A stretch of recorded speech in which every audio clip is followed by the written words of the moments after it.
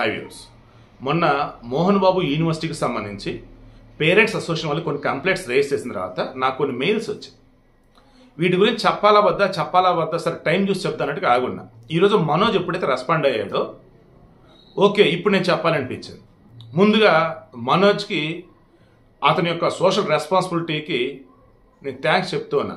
ఒకవేళ అది నాటకం కానీ డ్రామా కానీ అయితే మాత్రం వాళ్ళు కొలిచే సాయిబాబా, తిరుమల తిరుపతి దేవస్థానం వెంకటేశ్వరుడు ఆయన ఇవ్వాల్సినటువంటి వేలో పనిష్మెంట్ ఇస్తాడు. ఎందుకంటున్నానంటే ఆ ఫ్యామిలీలో ప్రజెంట్ రెస్పాండ్ అయింది మనోజ్ ఒక్కడే.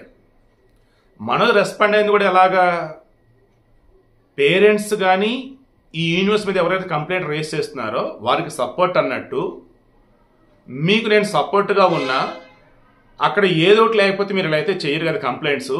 సో ఎగ్జిక్యూటివ్ డైరెక్టర్ ఎవరైతే ఉన్నారో వినయ్, నేను ఆయన అడుగున్నాను ఏమైంది ఏంటంటే నేను మొత్తం నీకు ఎక్స్ప్లెయిన్ చేస్తానని చెప్పేసి మొత్తం రెడీ చేస్తున్నాడు. ఈలోపు మా నాన్నగారు కూడా ఆల్రెడీ అసలు ఏం జరిగింది మొత్తం చూస్తున్నారు. త్వరలో అన్ని విషయాలు బయటకు వస్తాయి, ఓకేనా, నేను మీకు సంఘీభావం తెలియజేస్తున్నా అన్నాడు. అంటే ఏంటి, ఒక కొడుకుగా మంచు ఫ్యామిలీలో ఒకటిగా ఇష్యూను హైలైట్ అవ్వకుండా కంట్రోల్ చేయడం కావచ్చు ఒక కాయిన్కి ఒక సైడు. రెండోది మా ఫ్యామిలీ మొత్తం నిర్వహిస్తున్నటువంటి, మా ఫ్యామిలీ ఆధ్వర్యంలో నడుపుతున్నటువంటి ఒక యూనివర్సిటీలో ఇన్ని ఘోరాలు జరుగుతున్నాయా, ఖచ్చితంగా ఏంటో తెలియాల్సిందే అని చెప్పి అలా కూడా అయి ఉండొచ్చు. ఇక ఇప్పుడు మనోజ్ గారు మీ కాలేజీలో బౌన్సర్లు ఉన్నారు కదా, ఆ బౌన్సర్లలో ఎంతమంది ఇళ్ళ దగ్గర సక్రమంగా ఉన్నారు ఒకసారి క్రాస్ చెక్ చేయండి. నాకు వచ్చిన ఒక మెయిల్ అండి, భయపడుతూ పెట్టారు వాళ్ళైతే, డీటెయిల్స్ ఎక్కడ రివీల్ చేయొద్దు బట్ ఇష్యూ అయితే కన్వే అవ్వాలి అని. అక్కడున్న బౌన్సర్లకి అధిక మొత్తంలో వాళ్ళు డబ్బులు ఇస్తారు, వాళ్ళేమో తాగుడికి బానిస అవుతారు, రకరకాల మత్తు పదార్థాలు బానిసలు అవుతున్నారు. ఎంత దూరం వెళ్ళిందంటే వాళ్ళు కరెక్ట్గా లేని మూమెంట్లో బౌన్సర్లుగా ఉండాల్సిన వేలో ఉండకపోయినప్పుడు వాళ్ళని తీసేస్తే వాళ్ళకి అలవాటైన లగ్జరీ లైఫ్ కోసం, ఆ డబ్బుల కోసం ఇంట్లో ఏముంటే అమ్మేసుకుంటున్నారు, ఇంట్లో వాళ్ళతో గొడవ పడుతూ ఉన్నారు. ఇలా రకరకాలుగా ఉన్నాయి. విష్ణు ప్రజెంట్ వచ్చేసి మోహన్ బాబు గారు ఛాన్సలర్గా ఉన్న ఆల్మోస్ట్ యూనివర్సిటీ వ్యవహారాన్ని విష్ణునే చూస్తున్నాడంట. మనోజ్ కూడా వాటి విషయంలో అంతేం ఐడియా లేదు. సో ఈ విష్ణు తీసుకున్న తర్వాత ఈ బౌన్సర్లు అంతా వచ్చారంట. కొంతమంది మా యూనివర్సిటీకి మనం సపోర్ట్ ఇస్తూ పెట్టినారు. నేను యూనివర్సిటీ ఎక్కడ తప్పడతలేమో, నేను అంటున్నది ఏంటంటే ఈరోజు ఎవరైతే కంప్లైంట్ రేస్ చేశారో దానికి సమాధానం కావాలి. జగన్మోహన్ రెడ్డి మీద నేను వీడియోలు చేస్తున్నప్పుడు అందులో అంశాన్ని నేను లేవనెత్తినప్పుడు అందులో నేను ఏం చెప్తాను, నేను చెప్పిన దానిలో తప్పు ఉందా చెప్పండి, తీసి అవతల పడేస్తాను, నేను చెప్పిన దానిలో నిజం ఉందా చెప్పండి, వీడియో అంతే ఉంచుతా అన్నా. అంతేగాని నేను ఇలాగే చేస్తాను ఎప్పుడు అనలా. అండ్ ఎవరైనా కామెంట్లు పెడుతూ ఉన్నప్పుడు ఫూలిష్ నేను మాట్లాడలా, ఫూలిష్ కామెంట్లు పెట్టిన వాళ్ళతో సహా.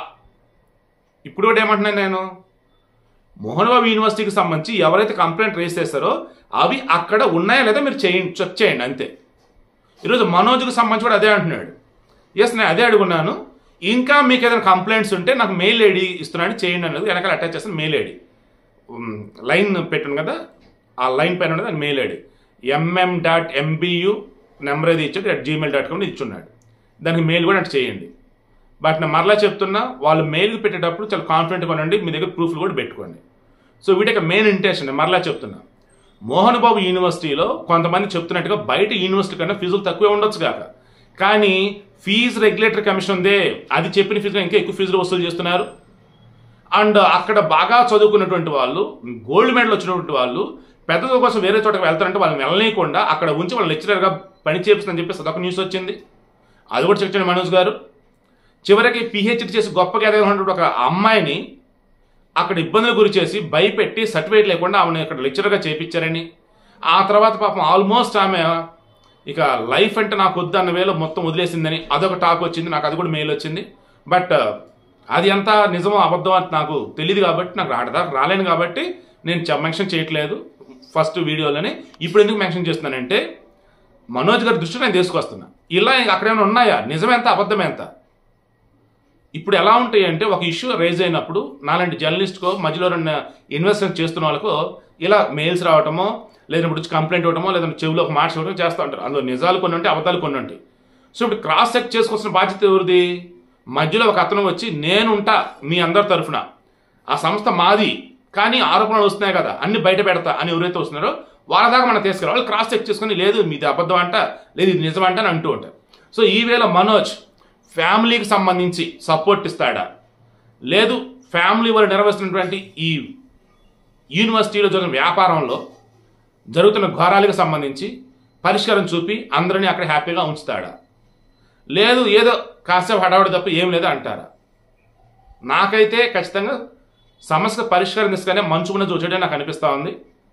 నాకు అతనున్న మంచితనం గురించి ఒక నమ్మకం అయితే ఉంది. మధ్యలో జర్నలిస్ట్ గురించి ఎటక మీద మాట్లాడాడు కానీ ఫ్యామిలీ అంతా తేడానికి కొంతమంది కామెంట్లు పెడతా ఉంటారు. బట్ ఎంత కొంత మంచితనం మనోజ్కి ఉందని నాకు అర్థమవుతుంది.